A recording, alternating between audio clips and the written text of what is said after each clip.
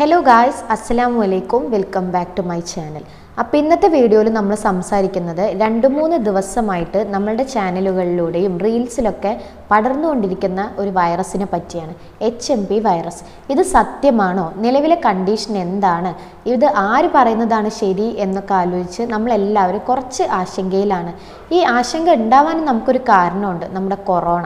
5 വർഷം മുന്നേ വന്നതാണെങ്കിലും ഇപ്പോഴും നമുക്ക് അതിൻ്റെ ഒരു ഭീതി നമ്മുടെ ആരെയും മനസ്സിൽ നിന്ന് പോയിട്ടില്ല.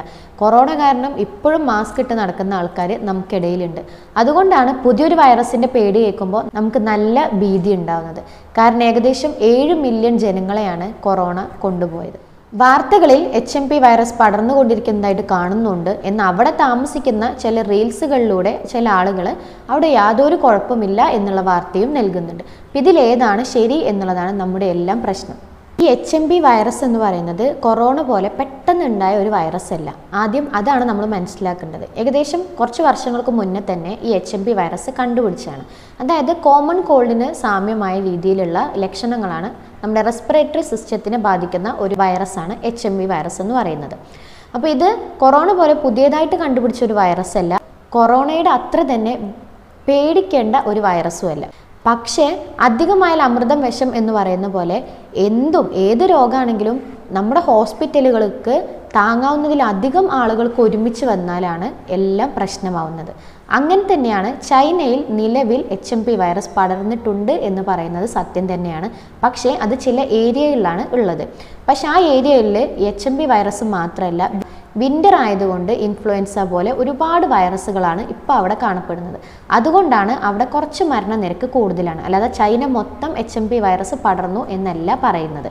കുറച്ച് സ്ഥലത്ത് അത് കാണപ്പെടുന്നുണ്ട്, അതിൻ്റെ ട്രീറ്റ്മെൻറ്റും കാര്യങ്ങളും നടക്കുന്നുണ്ട്.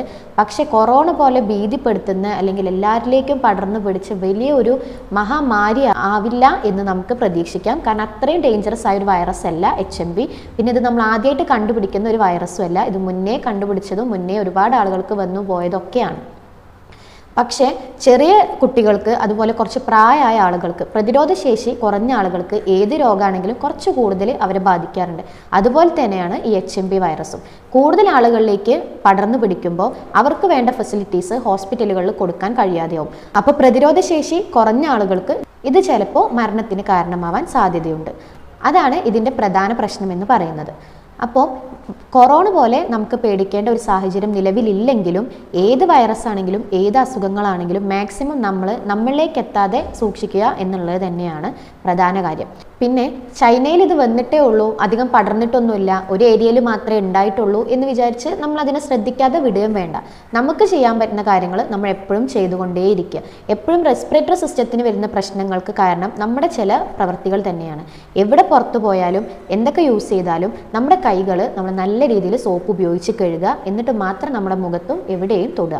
അതുപോലെ തന്നെ ജലദോഷമോ കഫക്കെട്ടോ എന്തെങ്കിലും ബുദ്ധിമുട്ടോ ചുമയൊക്കെ ഉള്ള ആളുകളാണെങ്കിൽ ദയവ് ചെയ്ത് മാസ്ക് യൂസ് ചെയ്യുക. കാരണം സാധാരണ ഒരു കോമൺ കോൾഡ് ആണെങ്കിൽ പോലും മറ്റൊരാളിലേക്ക് നമ്മളുടെ അസുഖം പടരാതിരിക്കാൻ നമ്മൾ തന്നെ ശ്രദ്ധിക്കുക.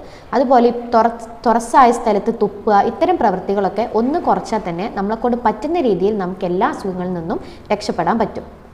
അപ്പോൾ കൊറോണയുടെ അത്ര തന്നെ ഭയപ്പെടാനില്ലെങ്കിലും നമ്മൾ എപ്പോഴും പറയുന്ന പോലെ പേടിയല്ല, ജാഗ്രതയാണ് വേണ്ടത്. നമ്മളെപ്പോഴും നീറ്റായിരിക്കാനും ക്ലീൻ ആയിരിക്കാനും നമ്മൾ ശ്രദ്ധിക്കുക. പിന്നെ HMP വൈറസിനെ വളരെ ഭീതിയോടെ കാണേണ്ട ആവശ്യമില്ല. കൊറോണ പോലെ അത്രയും അപകടകാരിയല്ല, എങ്കിലും നമ്മൾ ശ്രദ്ധിക്കണം. നമ്മളെ എപ്പോഴും നീറ്റായിട്ടിരിക്കുക.